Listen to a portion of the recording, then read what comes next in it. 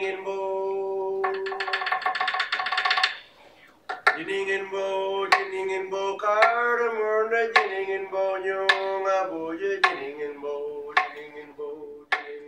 came up with the Dream Spark 5-day intensive camp as a way to be able to unlock and discover the passion for some of these young people that are at risk, disadvantaged. The way we set up the Dream Spark program is 5 days. It's intensive. It's not residential, but it's intensive. So they come in at day 1, 9 a.m. in the morning. Like a lot of these boys get up at midday or 1 p.m. And the 5 days is basically made up of 3 parts.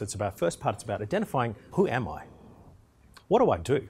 So we do it through a vision boarding process. And we've got one of Perth's best vision coaches to come in, Shane Zamail, who's going to work through with the boys these vision boards. And once we identify their vision board, then we create the inspiration. So part of the camp is going out and visiting workplaces that creates that spark or creates that opportunity for them to see, hey, I could be a person working in robotics.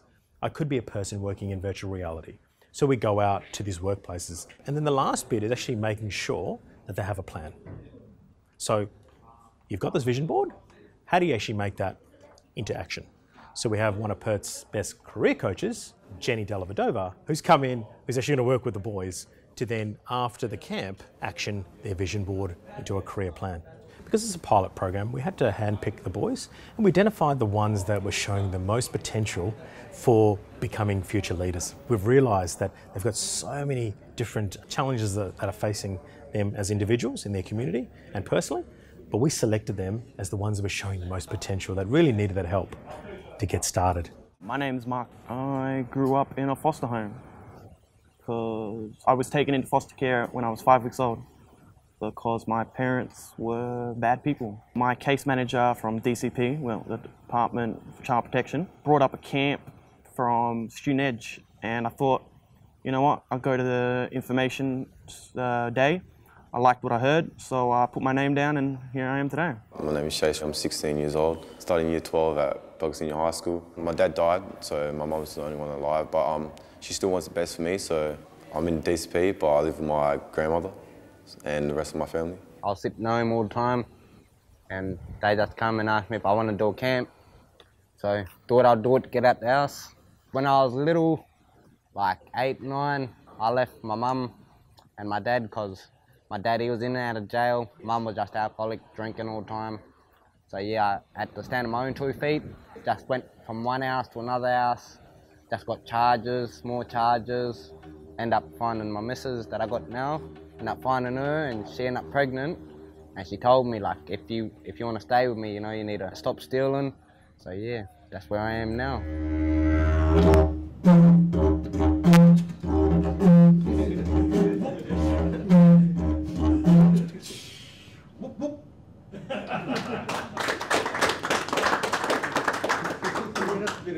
I'm a youth counsellor, founder of an organisation called Insane. So we support young people in identifying what's important to them. Who do we need to engage to kind of make it become a reality?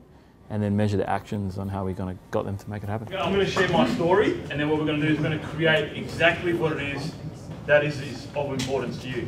Young people aren't going to share their story unless they hear yours first. There's 3 boxes that a young person wants to tick. So the first one is, do you understand anything that I'm going through? And a young person will tick that box. So they go, all right, Shane, you've got a bit of a back-end story. You kind of have an idea of what I'm dealing with.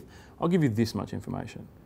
And then the second box I want to tick with, look, can you actually tell me I'm not the only one who's dealing with this? But you ever actually helped anyone like me before?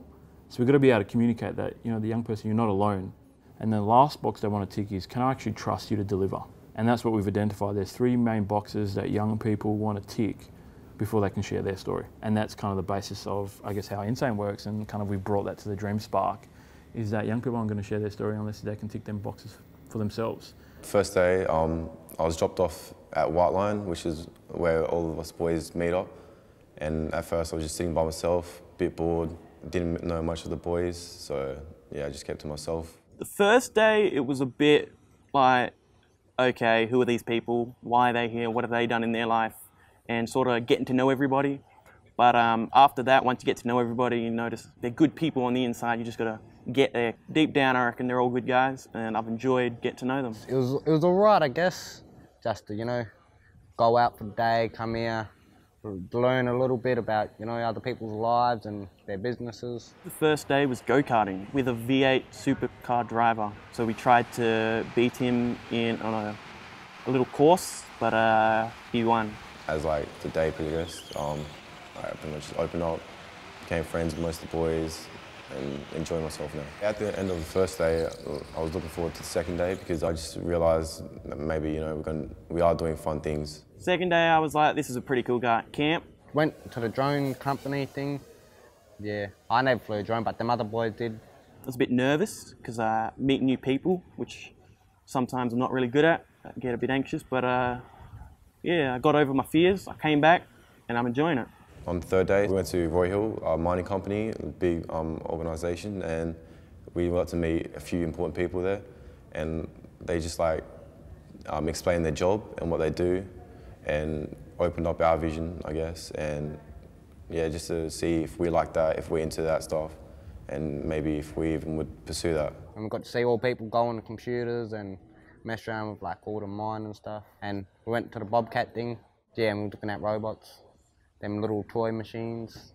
So Mark, when you were sitting over here in the simulator, I was standing there and I could watch exactly how you were going. On the fourth day, we met different people like who control different organisations, like employers and stuff. Boys, this is the part that I was telling you about where it's an opportunity to meet the employers themselves, and we're very privileged and lucky to have some employers here today that have given up their time to come and speak to you. Some of the advice I gave the boys was in terms of how they approach their situation in terms of working hard and combining the knowledge that they've had growing up and using that in a positive way to progress themselves. They don't need to be here, they've chosen to be here. So it's sort of got to be thankful for them for being here, learn as much as you can and just take in everything you can, you know. We're here today to help youth be able to formulate a plan for themselves in the future and how we can be a part of that and actually make it a reality for them. Well, I used the quote, no one is you and that is your power. And then I just concentrated on their vision and what they were good at, what they were interested in. I thought it was pretty cool that even after 5 minutes of talking to them, that I've like got a fist pump and being able to connect with some people that are completely different generation and aspect to me. So I think that's something that there's no way you would have been able to build that connection without what had happened over the last few days. We are definitely wanting to be involved with it because the initial program it's amazing. And yeah, they sound like alright people. They were just talking about their lifestyle and how they got to where they is now. A lot of the employers mention like using communication, for example, talking to people, because then like it opens up your opportunities. The worst they can say is just like no. Putting yourself in their shoes and knowing where they may have come from is the reason why they are different to everyone else. Mum and Dad never cared about me. You know, I had nothing to lose, nothing that, you know, so just run amok, push myself to the limit where, you know, I didn't care. If someone said to me that I'm just going to be like my parents, I'll tell them that their mistakes isn't like, you know, my fault and just give me a chance to be a better person. Through every dark night, there's always a brighter day, man. Like, you know, that's just the way life is, I guess. Like, if someone's going to judge you, you can let them judge you. Like, you know, don't judge a book by its cover, man. It's given me an idea that people are out there that care. As a child, I always used to give up when things got hard, but you just got to push through it, and there's always something better at the end, you know. So the people we've met, they've like really told me about their lives and that, and a lot of them had their own struggles, so I can really relate to that. This camp's like given me a lot of like motivation, especially to go out and try and get a job, open up my eyes on what I want to become in the future, and just to follow my dream. When I grow up, I'd like to be an accountant or maybe even an actor. And you just watch me become that successful person that I can be. And yeah, I believe I can do it, so I reckon I can do it. When it comes to, do I think it's been a success?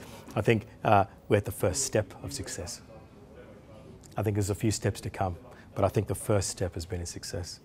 And I'm really happy to see the outcome we've had so far with day 5. And the boys that have pitched up since day 1, the boys that are here every day getting up at 9 a.m. to come here, that's success. The sponsors, seeing the happiness on their faces and seeing the impact that the 5 days has had on the boys, it's just been incredible. For me, it's been tiring, but it's been rewarding. But the next step is going to be equally rewarding because the next step is getting them close to the vision. So we have the once a month catch up over the next 6 months. to be able to get them closer to that vision. That's where I think we'll be at that step 2 of success. Where's each boy been placed? How have they fulfilled their vision? That'll be success, ultimately.